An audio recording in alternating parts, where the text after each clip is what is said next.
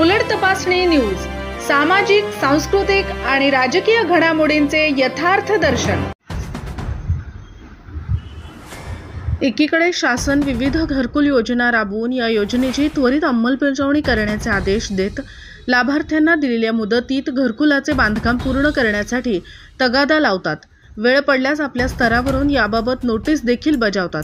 मात्र बांधकामासाठी अत्यंत महत्त्वाचे साहित्य म्हणून वापरात येणारी रेतीच उपलब्ध होत नसल्याने कित्येक घरकुल लाभार्थ्यांचे बांधकाम सुरूच होत नाही। घरकुल योजनेतील लाभार्थ्यांना मोफत रेती मिळणार असल्याची घोषणा शासनाकडून करण्यात येत असली तरी प्रत्यक्षात मात्र अंमलबजावणी होताना दिसत नाही। राज्यात अनेक ठिकाणी हीच समस्या असून राळेगाव तालुक्यात देखील ही समस्या लाभार्थ्यांची डोकेदुखी ठरत आहे। राळेगाव तालुक्यामध्ये वर्धा नदी लागून असून तालुक्यामध्ये अनेक रेतीचे घाट आहेत, परंतु शासनाकडून लिलाव न झाल्याने या सर्व अडचणी निर्माण होताना दिसत आहेत। घरकुलासोबतच शासनाच्या योजनेअंतर्गत विहिरी बांधकामाचे सुद्धा असेच चित्र पाहावयास मिळत आहे। त्यामुळे तालुक्यातील सर्व रेती घाट लिलाव करून घरकुल तथा विहीर बांधकाम करण्यासाठी लाभार्थ्यांना मोफत रेती उपलब्ध करून देण्यात यावी या मागणीसाठी युवा ग्रामीण पत्रकार संघटना राळेगावच्या वतीने येथील उपविभागीय अधिकारी विशाल खत्री, राळेगावचे तहसीलदार अमित भोयटे, पंचायत समितीचे गटविकास अधिकारी केशव पवार यांना निवेदन देण्यात आले। लाभार्थ्यांना मोफत रेती उपलब्ध करून देण्याची मागणी यावेळी निवेदनातून करण्यात आली।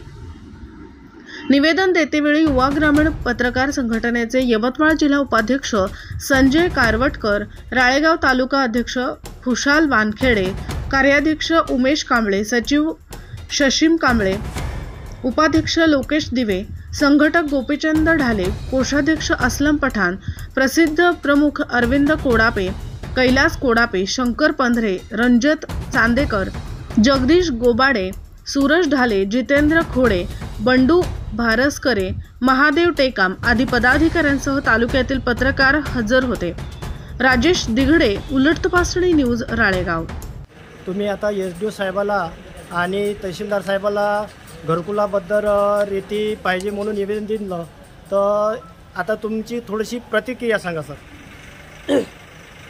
आज आम्ही युवा ग्रामीण पत्रकार संघटना रायगावच्या वतीने माननीय एसडीओ साहेबांना, तहसीलदार साहेबांना आणि BDO साहेबांना संपूर्ण रायगाव तालुक्यातील घरकुल धारकांना रेतीसाठी निवेदन दिले, रेती उपलब्ध करून। रायगाव तालुक्यात जवळपास 8 ते 9 हजार घरकुलाचं उद्दिष्ट असून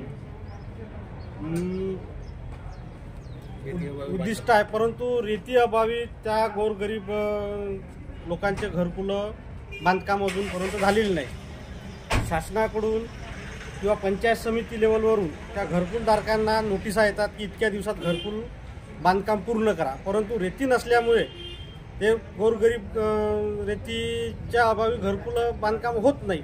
दुसरी गोष्ट, प्रायव्हेट म्हणजे रेती तस्कराकडून रेती घेत असताना उच्च दर्यामध्ये रेती घ्यावी लागते, 8,000 9,000, त्यामुळे ते घरकुल पूर्ण होत नाही। तरी आमची शासनाला अशी विनंती आहे, आमच्या युवा ग्रामीण पत्रकार संघटना रायगावच्या वतीने अशी विनंती आहे शासनाला की गोरगरीब जनतेला घरकुल बांधण्यासाठी कमीत कमी 5 ब्रास रेती उपलब्ध, मोफत रेती उपलब्ध करून देण्यात यावी अशी आमच्या संघटनेच्या वतीने विनंती आहे।